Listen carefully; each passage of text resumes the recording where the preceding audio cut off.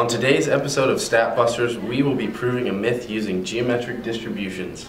I'm Jamie, and this is Adam, and we're your hosts today. Now a word from our lovely assistant, Carrie. Today we have a question from the audience. A Plano Senior High student named Cal sent this in. When Cal tried to start his car after a long day of vigorous AP classes, it wouldn't turn on. He needed to find someone with jumper cables. He remembered the auto tech teacher saying that 40% of the students who drive to campus carry jumper cables.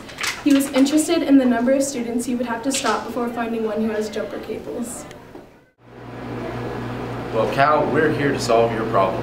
We can use a geometric distribution to solve it. A geometric distribution is a binomial random variable, but is defined as the number of successes in n independent trials, where each trial can result in either a failure or a success. Trials are independent of each other. There are two possible outcomes in a geometric problem, success or failure. The probability of success is the same for all trials. Now let's define some variables. Success is defined as finding a student that has jumper cables, and failure is a student that doesn't have jumper cables. One trial is asking one individual student whether or not they have jumper cables.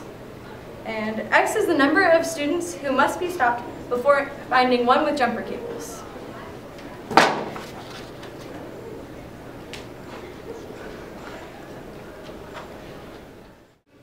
This is an example of a geometric random variable because it can be viewed as the number of trials to the first success in a sequence of independent trials. Don't forget that Cal's auto tech teacher said the probability of a Plano Senior High School student having jumper cables in their car is 40%. A geometric problem does not have a fixed amount of trials. Here's the equation to use for a geometric problem. The probability of x is equal to 1 minus the probability to the x minus 1 times probability. So we want to find the probability of asking less than 3 people before finding a pair of jumper cables. Now I'm going to explain how to do that. This is the probability of asking less than 3 people if they have jumper cables. So using the equation,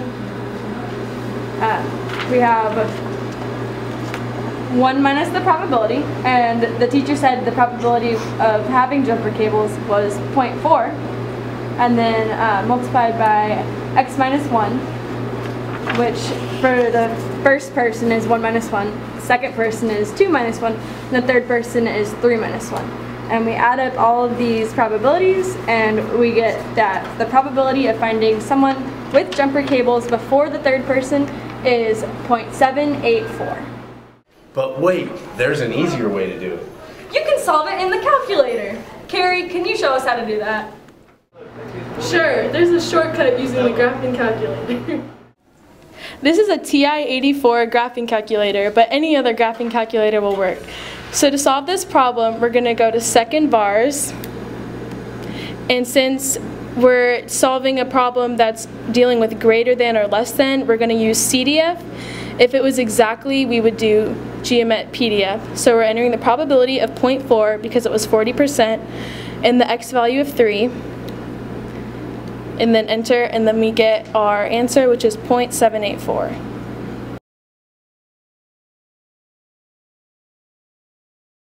Well, folks, as you can see, the calculator and doing the problem by hand gave us the same probability of 0.784.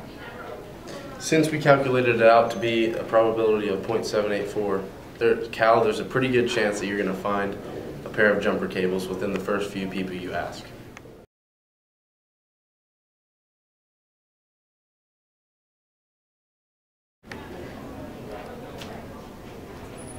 You're a student at Plano Senior High School, right? Yeah. What's your name? Molecule. We have a quick question for you. Do you have jumper cables in your car? No, I do not. Hey, are you a Plano Senior High student? Yes, I am. We have a quick question for you. Do you carry jumper cables in your car? Well, my car died last week, so I always make sure to have them with me. Oh, that's nice. Hey, what's your name? Keith. Hey, can I ask you a quick question? Me? Yes. Okay. Are you a student at Plano Senior High School? Yes. Do you carry jumper cables in your car? No way. Well, thank you guys for joining us today on this episode of Statbusters, where we did a geometric distribution problem. I'm Carrie. I'm Jamie. I'm Adam. And this is Statbusters signing off. Join us next week when we do a problem on binomial CDFs.